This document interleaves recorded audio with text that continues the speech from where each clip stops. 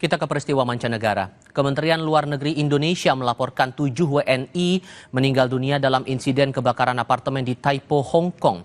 Seluruh korban merupakan pekerja migran dari sektor domestik. Juru bicara Kementerian Luar Negeri menyampaikan selain korban tewas, seorang WNI lainnya mengalami luka dan masih dirawat di rumah sakit terdekat dengan kondisi stabil. Pemerintah membuka posko darurat di Konsulat Jenderal RI di Hong Kong untuk layanan informasi dan penampungan sementara korban terdampak. Konjen juga menerjunkan tim di sekitar lokasi kejadian untuk verifikasi pekerja migran Indonesia.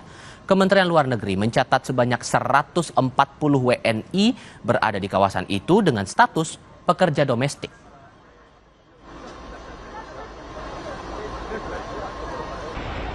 Kami dengan sangat berduka mengkonfirmasi bahwa terdapat 7 warga negara Indonesia yang meninggal dunia dan seluruhnya adalah pekerja migran Indonesia sektor domestik.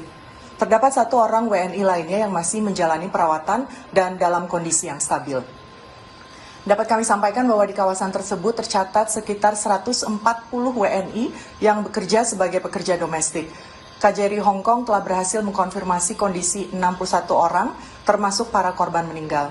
Sementara 79 WNI lainnya masih terus ditelusuri keberadaannya secara intensif.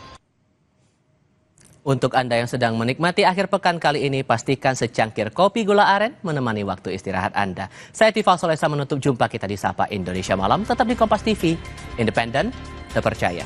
Sampai jumpa lagi.